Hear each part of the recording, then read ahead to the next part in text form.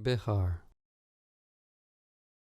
In the Torah portion of Behar, we learn about the Shmita year, an entire year where we're supposed to let the land rest, and we ourselves are supposed to rest. We also learn about the year of Yovel, a premium version of the Shmita year. Both of these events point towards the everlasting Shabbat we're going to have in the Messianic Era. In this Torah portion, God commanded the farmers cultivating the land of Israel to cease all their work on the land. Every 7th year, they were supposed to give the land a Shabbat rest, so to speak. The Jewish community celebrates the sabbatical or Shmita year as a community, meaning that Shmita is a fixed year for everyone, just like the Shabbat is a fixed day for everyone. The Shabbat foreshadows the Messianic age. The sages compared each of the 6 days to a millennium of history, and the Shabbat to the 1,000 years of the Messianic Era. On this note, Shabbat gives us a small taste of the Messianic Era. This same symbolism can be applied to the Shmita year. The 6 years of working the land correspond to the 6 periods of history leading up to the redemption. The Shmita year corresponds to the coming age of peace. These connections can be illustrated with the Garden of Eden. In the Garden of Eden, man ate the produce of the garden without having to do any work to get the produce. After man's sin, however, God cursed the ground. It says in Genesis 3 verse 17 and Genesis 3 verse 19, "In toil you will eat of the ground all the days of your life. By the sweat of your face you will eat bread." The Shmita year is a reflection of that Edenic state. In the Shmita year, the people of Israel ate only what grew on its own. They could not work the land. As it says in Leviticus 25 verse 4, "The land shall have a Shabbat rest." Shmita year points towards the Messianic age. On that day, the curse will be removed, and we will be back in the Garden of Eden. It says in Leviticus 25 verses 6 and 7, "All of you shall have the Shabbat products of the land for food, yourself and your male and female slaves, and your hired man and your foreign resident, those who live as aliens with you. Even your cattle and the animals that are in your land shall have all its crops to eat." Shem Mishmuel, a Hasidic commentary on the Torah, finds it astonishing that the Torah permits Gentiles to eat of the fruits of the 7th year. Since the 7th year alludes to the days of Messiah, the produce that grows in the land of Israel during the 7th year has an intrinsic holiness derived from the Messianic Era. This symbolizes that the Gentiles of the nations will partake of the kingdom and find spiritual sustenance in it that draws them to repentance and become God-fearers. These laws allude to the Messianic Era, when everyone will enjoy the peace and Edenic prosperity of the kingdom. According to the Talmud, the number 7 represents the redemption. In the view of the sages, the Messiah will come after a tumultuous 7-year period called the footsteps of Messiah. The Talmud refers to the 7 years before the redemption as the Shavua Sheben David, 7 of the son of David.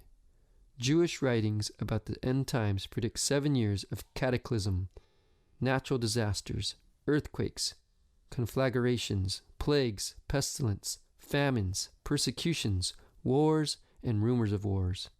For example, it says in B. Sanhedrin 97a, "Our rabbis taught, in the 7 years of the son of David's coming, in the 1st year, the verse from Amos 4 verse 7 that says, 'I would send rain on one city, and on another I would not send rain,' will be fulfilled. In the 2nd, the arrows of hunger will be sent forth. In the 3rd, a great famine, during which men, women, infants, the devout, and men of deeds will die, and the Torah will be forgotten by her students. In the 4th, plenty and no plenty. In the 5th, great plenty, when men will eat, drink, and rejoice, and the Torah will return to its disciples. In the 6th, voices or noises. In the 7th, wars. And at the end of the 7, the son of David will come." Rabbi Yosef objected, "But many such 7s have passed, yet he has not come." Abaye replied, "Was there ever voices in the 6th year and wars in the 7th? Have such troubles ever come in this order?" Some Christians also look forward to 7 years of tribulation before the coming of Messiah. Dispensationalist Christians divide the 7 years into 2 periods of 3.5 years each, the tribulation and the Great Tribulation. Those who hold this view derive it from the prophecy of the sevens in Daniel 9 and the 3 prophecies which seem to speak of 3.5 years periods as a time, times, and half a time, i.e. a year, 2 years, and half a year. Revelations 12, verses 6 through 14, seems to speak of 2 3.5-year periods of persecution before the redemption, adding up to a 7-year period of tribulation. How do we know which year is the correct 7th year? For that matter, how do we know which day is the correct 7th day? People often refuse to keep Shabbat on the basis that no one knows which day is supposed to be kept. This is not a valid reason to not keep the Shabbat. The Jewish heritage has a direct link all the way back to Mount Sinai. If Moshe and the people he led in his time knew when the Shabbat was to be kept, Jewish people today also know when the Shabbat is to be kept. While it may be possible for one person to wake up and not remember which day of the week it is impossible the entire nation simultaneously forget the day of the week. Yeshua did not hesitate to keep Shabbat on the same day that the Jewish community in his time did. The Shmita year works the same way, just as the Jewish community has not forgotten when Shabbat is. Neither have they forgotten when the Shmita year is. In Leviticus 23, God commanded Israel to count 7 cycles of 7 days as they counted off the days until Shavuot, just as Shavuot occurs on the 50th day of the Omer count. The Yovel, Jubilee year, occurs in the 50th year of the Shmita cycle, the year right after 7 Shmita years. The Yovel year has the same prohibition against working the land, but it also has additional rules. Debts were canceled, property in the land of Israel reverted back to the original family owners, the slaves were freed. The laws of the Yovel allude to the final redemption and the Messianic Era. In the final redemption, the sins of Israel will be canceled. The land of Israel will revert back to the Jewish people. Those languishing in exile and servitude will be released, and the people will be gathered back to their ancestral heritage. It says in Leviticus 25, verse 9, "You shall then sound a ram's horn abroad on the 10th day of the 7th month. On the day of atonement, you shall sound a horn all through your land." There is another way the Yovel points towards the Messianic Era. 10 days after the year of Yovel begins, on Yom Kippur, a shofar is sounded throughout the land of Israel to announce the arrival of the Yovel. According to Rashi, the word Yovel is related to the Arabic word for horn, Yevullah. He says it is called Yovel because it is named after the blast of the shofar. It says in Isaiah 27, verse 3, "A great trumpet will be blown, and those who are perishing in the land of Assyria and who are scattered in the land of Egypt will come and worship the Lord in the holy mountain at Jerusalem."